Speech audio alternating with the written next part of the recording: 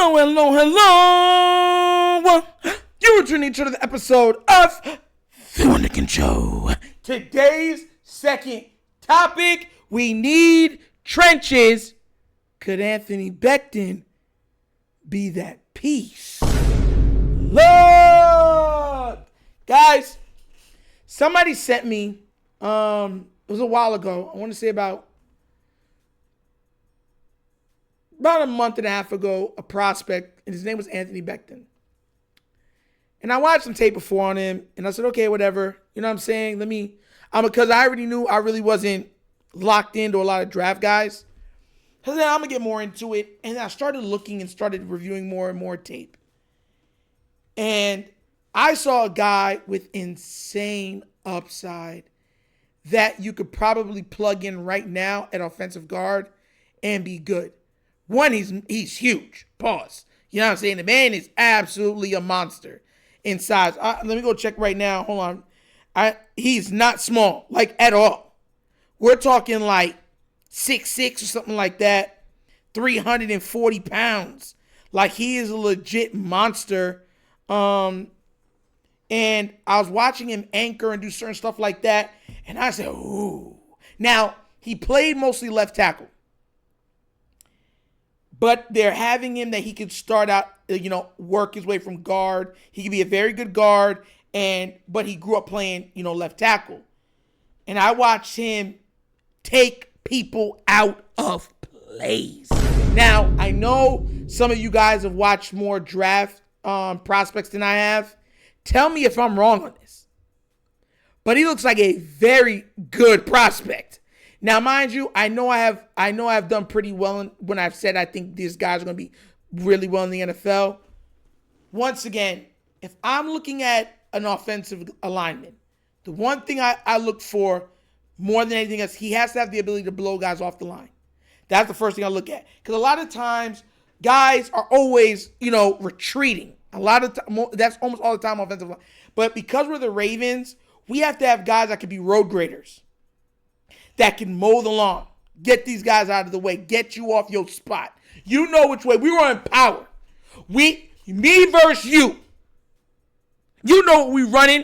Now, can you stop me from stopping you? And when I seen him, he definitely can. Oh, yeah, that man be like, get out the way, move. Now, technique you can work on. I think that's something you should work on with him. But he didn't have like horrible technique. He had good technique, not great technique. So I'm like, okay, so there's room for improvement. He has really, really good tape. And I watched him in some passing downs, and they're not getting his side. Like, there was like 4 or 5 plays that I watched that he took the edge rusher and literally backed up, and they just floored it. Like, pretty much, bam, bam. Hit it with the E-Honda. Bam, bam. And the man, and just dropped. And I was like, oh, he got that Midas touch. He got that Clark Kent stiff arm. And I was like, okay. You know what I'm saying? Now, mind you, I know there's going to be people that are going to probably disagree with me. Fine. But I was watching, and I'm like, bro, this could be a guy that I would like the Ravens to try to get in the draft. Some people have him falling all the way to the 4th round. I heard it's because there's some off-the-field issues and stuff with them, and I didn't go in depth with this stuff, but I heard that's what it was. And I said, fine, cool, whatever.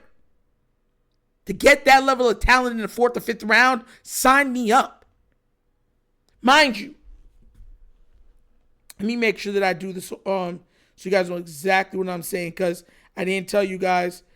When I checked before, this is a big dude, and he can move. Like, he can move. Like, he's not just some stick, you know what I'm saying, some big guy. 6'6", 336 pounds. You know what I'm saying? He has, he's a senior, 33 for arm. Ran a 5-second 40-yard dash. So, you know what I'm saying? He can move, man.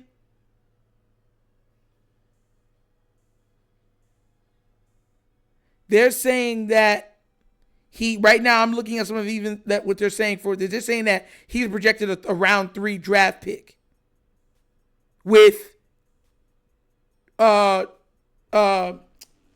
it called? Round 1 potential.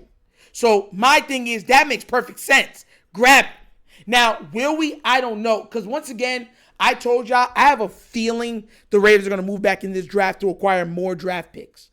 And I can see at 27 the Ravens saying, does anybody want this pick? We'll move back in the second round. We don't really see anybody we want where we are that we can drop. Everyone else that we want can drop to us in the second round. I could see them moving back and getting an extra draft pick. I know some people were mad at me for saying that before. I'm sorry. It just is what it is. Mind you, this is the same Nitro that called them using all their picks. People told me I was crazy, I'm stupid, blah, blah, blah. I mean, some of the stuff people were saying to me was crazy. Then when it happened, they couldn't believe it, and then they ignored me, blocked me, or tried to stop me from bringing it up that, hey, y'all said I was crazy that he was going to do that, and he did exactly that. I think there's a possibility that the Ravens can move back, and if they do that, I think he'll be one of the prime candidates to be picked up high third round, personally. But mind you, there are people that watch more draft picks than I do. Maybe I could be wrong about him. I'm not saying but when I watch tape on him, I see a guy that can anchor. I see a guy that is stout. I see a guy that can move. Guy, when you tell him to move this way, it's over. You're getting moved out the way. He's moving you. I've seen tape where he's moved more than 2 people. He like, go, bump, took out the edge, took out the linebacker. I was like, God dang. Just moving dudes and looking at them like, ha, ha, ha. Like, you remember what's that movie, The Longest Yard with Adam Sandler? You remember the big guy's like, this is fun. That's who, he's like the offensive line version of him that you kind of remind me of. I love little Michael. Can you teach me how to play footballs? Daddy! Oh! Yo, that's the funniest football movie of all time. I don't care what no one says. That's the only movie I put over Waterboy. And it's crazy that Adam Sandler's in both movies. Those are the 2 funniest football movies I have ever witnessed. Waterboy and The Longest Yard. And I think Longest Yard beats it. Hands down. And I love me some Waterboy. But that's what he kind of reminds me of. But listen, Beckton, I don't know, guys. This could be one of those diamonds in the rough. I'm telling you, mind you, from what I've seen, he'd be a perfect person that I could see someone like Howie Roseman going after. I'm telling you. And if Howie wants him, I want him.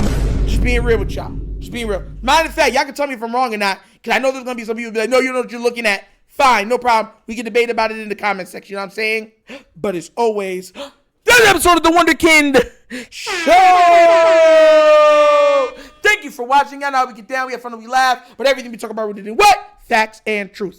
Please do remember, like, subscribe to the notification bell, leave a comment, you know, leave the comments. And guys, please remember to like and subscribe to The Wunderkind Morning Show, which will be live tomorrow at 9:30 to 10:30 a.m. And we're live 9:30 to 10:30 a.m. every Monday through Thursday. And we have a lot of fun on the show. We cover all hot topics and sports topics.